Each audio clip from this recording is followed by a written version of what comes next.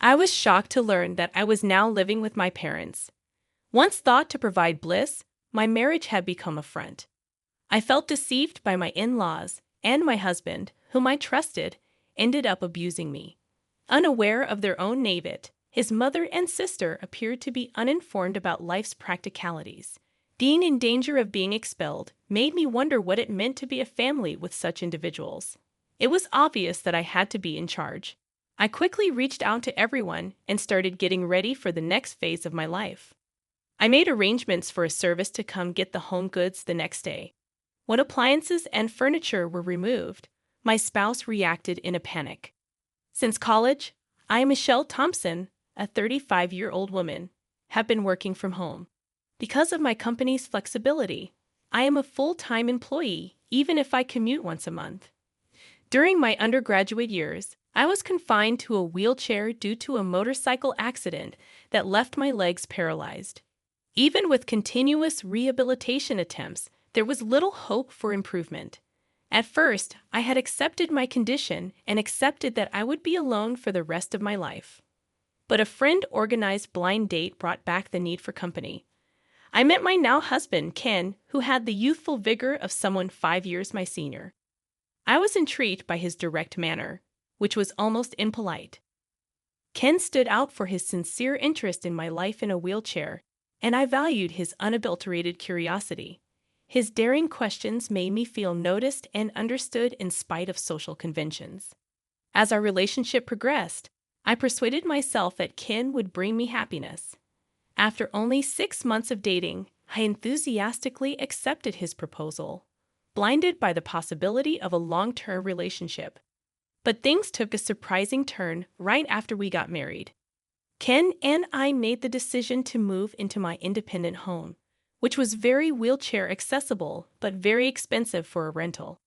The space appeared to have been made more accessible by the previous occupant, and Ken valued its roominess.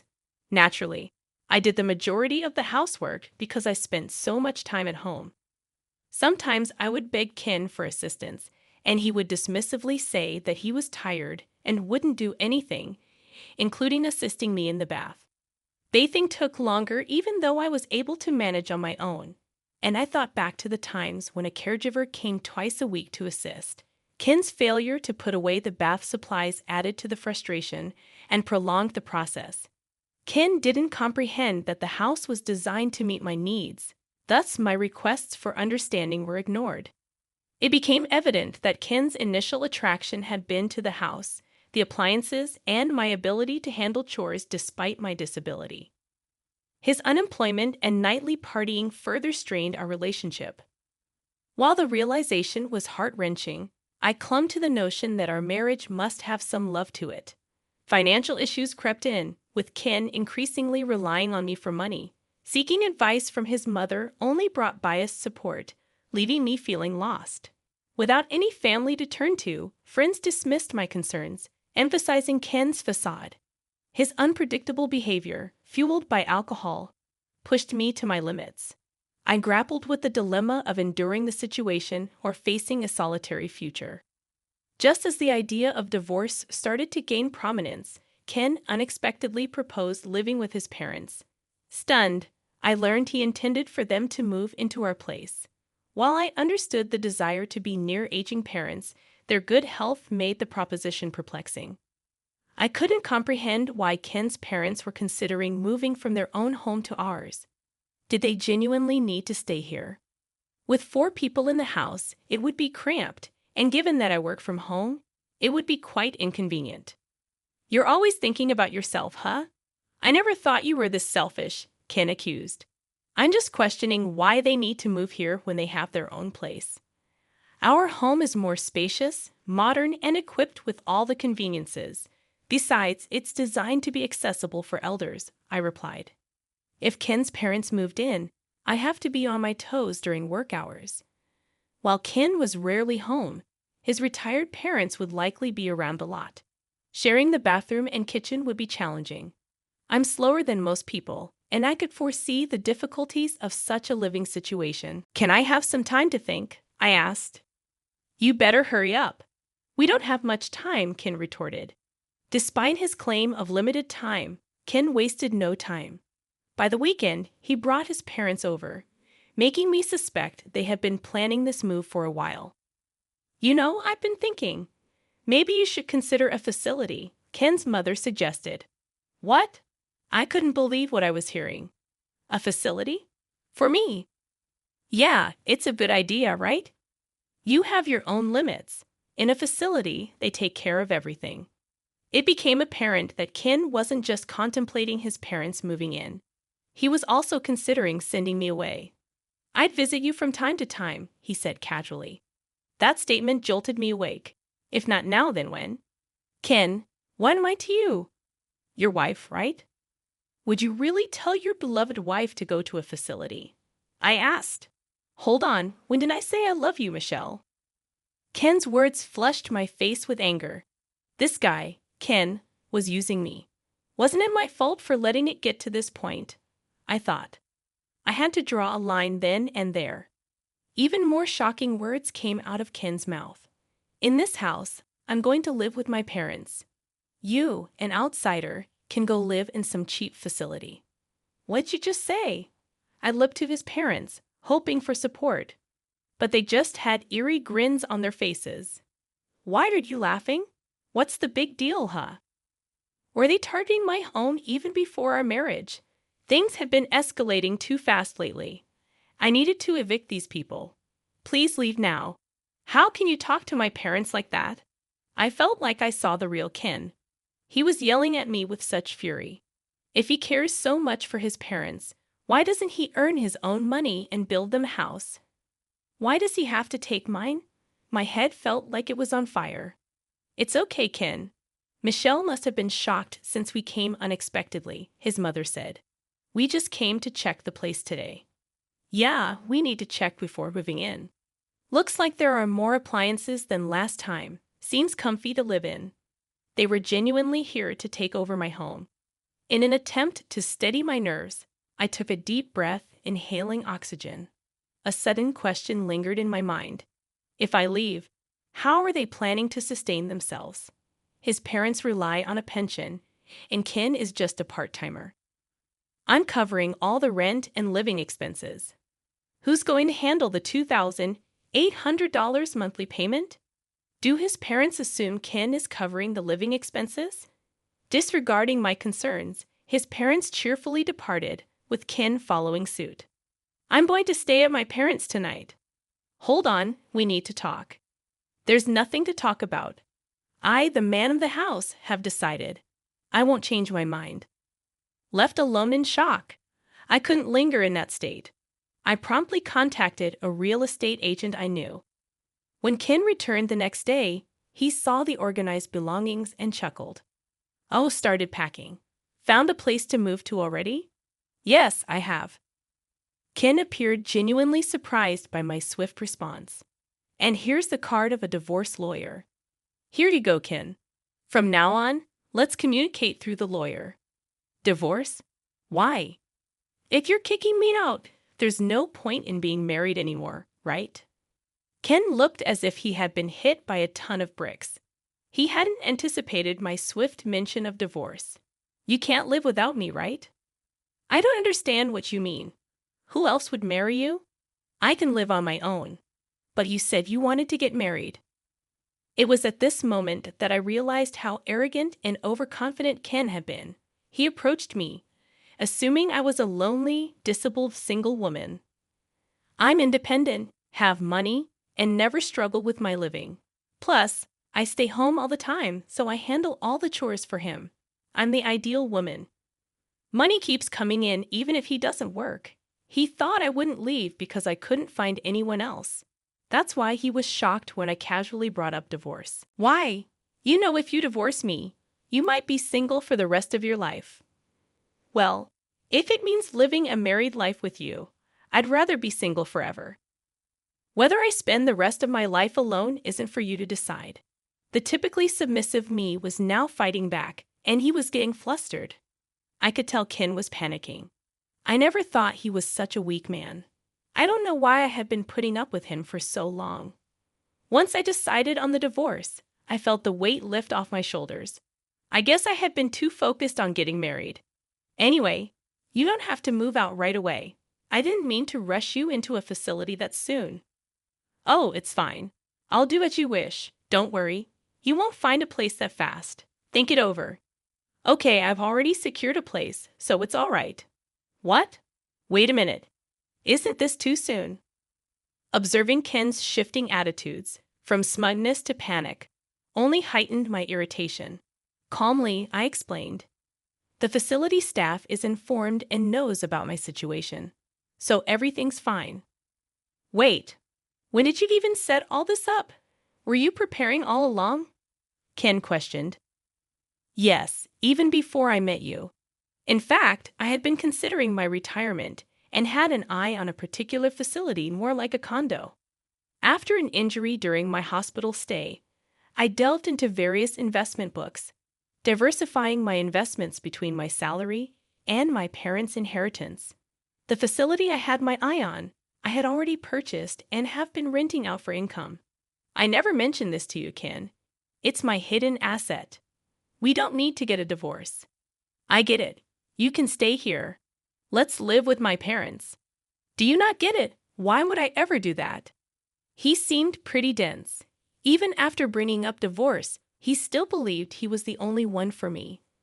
Sorry, but my mind's made up. What's your problem? You're so selfish. If you come crying back later, it's not my problem. I won't be, so don't worry. Ken fell silent, deep in thought for what seemed like hours. During that time, I started packing up my things. Then I heard Ken making a phone call, likely talking to his parents. It seemed pathetic, relying on them for such decisions. Eventually, Ken approached me. Fine, we'll get a divorce. Just leave quickly, Ken said begrudgingly, perhaps realizing he might miss having me around like a housemaid. But he probably thought that living with his parents would save him from household chores. He has a house, and it's fully furnished. No issues for daily life, at least for now. With that thought, he headed back to his parents' home. I'm going to talk to my folks about what's next. Get ready to move out quickly. Yes, I'll do that. I finished moving all my stuff within a week, and during that time, Ken never showed up. We met again a day after the move was done, as I was trying to start my new life in my new house. Ken called me outside and said, "Hey, what's going on? This place is almost empty. Where are the appliances?" I had a service pick up those items for me. I called the service the next day and had them collect all the furniture and appliances. My husband became agitated and started grumbling. Not only Ken, but also his parents were there. All the appliances here were bought by me. They are all from when I was single. The only thing that's yours is right there. There were only 3 cardboard boxes. I did leave the clear clothing container we bought after marriage. Michelle, we can't live with this. We need to split the property if we're divorcing. That's right. We can't live here like this. What are you talking about? Nobody can live here. What do you mean? The rent's $2,000. Ken and his parents were stunned. I told Ken when we got married, this isn't your own house. No, it isn't. I got a bit of a discount on the rent because I asked a real estate agent I know. If I'm about, the rent will go up even more. Given that this is a property with disability access, and I've already received several inquiries from people with the same concerns, I recommended that they move out. Why didn't you tell us sooner? What are we going to do now? Ken's mother was notably agitated. I don't know. I did tell Ken. I didn't hear about it.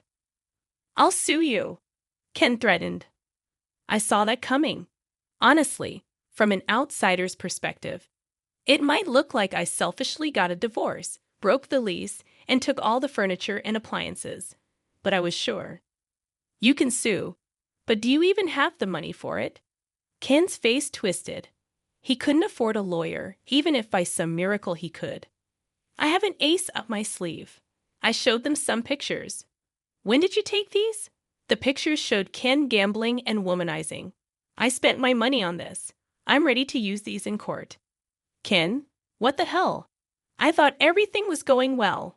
His parents were particularly agitated. What's going on? Then suddenly, Ken started to apologize. I'm sorry, please come back. I need you, Michelle.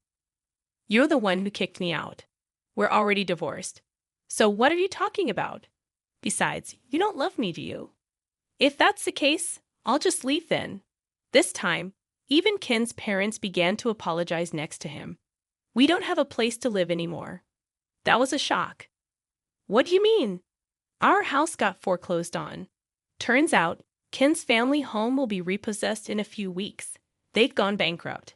The debt that his father accumulated grew like a snowball and became an amount that's impossible for retirees to pay. Ken, who used to receive an allowance from his parents when he was single, probably thought he was in trouble and decided to get married, hoping for support. Now, I understand why his mother was so kind before we got married. I can't help you now. We're strangers. Even if my folks and I end up homeless, are you okay with that? You brought it on yourself, didn't you? Ken's ulterior motive was clear as day. I firmly told him I had no intention of giving him even one piece of furniture or electronics. Please don't say that. Have some mercy. It's too late for apologies. Now, sort it out on your own. That's why I'm asking. I couldn't sort it out. I told Ken and his father, who were so persistent, that if they couldn't pay the rent, they should move out. The place is in my name, so if I cancel the lease, that's the end of it. Evicting them was easy in the end. Even if the lease was transferred, Ken probably couldn't afford to live here. I heard all of this from the real estate agent. I can't pay the rent. In the end, I decided to cancel the lease here. I no longer need this place, and since the divorce is final, everything is over. I somehow kicked out the stunned family of 3 and locked the door. What are we going to do now? I can move into a facility. Goodbye. Facilities like that probably have no freedom and are the worst, right? Good luck in that crappy environment. Maybe Ken felt unsatisfied, not having the last word because he spat out those bitter words. I ignored Ken and his parents and left the scene. But Ken wasn't going to stay put. A few days later, he showed up at the facility where I had moved. Hey, what's this about? Looking at the facility where I was, Ken looked like he was about to faint. It's not a crappy environment at all. It's a luxury facility worth $1 million. I had saved up money, and with the earnings from my investments, I bought this place. The previous occupant had left at the perfect time, so I was able to move in immediately. With the sale of my house and some extra income, I still had plenty left over. This facility is top-notch with doctors and helpers on site. The floor plan is just like an apartment with plenty of privacy. The room is a 3-bedroom, so families can live together. There are even couples and families living here. I can call a helper with the push of a button, and there's assisted bathing every day. I originally thought of this as my final residence, but I'm glad I made the move. You had this much money, then why? I really don't want you coming all the way here. We're strangers now. Please leave. Then Ken suddenly started acting all sweet toward me. Honestly, it's creepy. Can't you just let me live here? What are you talking about? That's impossible. We're divorced. Face reality. That's why, let's get remarried. I'm living in a motel now. Isn't that pitiful? I can't get a job because I don't have an address at the motel. He's such a smooth talker. He seems to have quickly abandoned his own parents in the end. He only thinks about himself. Why? Why don't you take a look in the mirror? You look pathetic, living off your parents at your age, becoming a freeloader after marriage, and now begging on the streets. Ken's face turned bright red. You're not ashamed to be clinging to your ex-wife. Look, everyone's watching, aren't they? Residents peeking from their balconies were watching. Actually, I had asked them in advance to look out if my ex-husband came to visit. I thought Ken would surely come looking for me at least once, either to gloat over my miserable state in the facility or to beg. The residents were very cooperative. They purposely looked at Ken with pity. It's like a real-life drama. I want to applaud them. Ken finally noticed the stares and seemed to realize how embarrassing he was being. I won't ask any more. With a pale face, he muttered those words and disappeared. I don't think he'll come here anymore. Later, when I went out, I ran into my mother-in-law working at a supermarket checkout. My father-in-law was a janitor, and my mother-in-law was a cashier. As soon as my mother-in-law spotted me, she turned her face and tried to hide. She was being scolded by a young employee for her attitude. Ken was apparently introduced to a job by someone he met at the motel cafe and was being exploited at a very low-paying job site. I frequently host home parties and live happily every day with people from the same facility. I also became good friends with other wheelchair users. If I had known such a community existed, I would have moved here sooner. I found the time to attend physical therapy sessions. My current goal is to get my legs moving on my own. I lead a fulfilling life both at work and in private.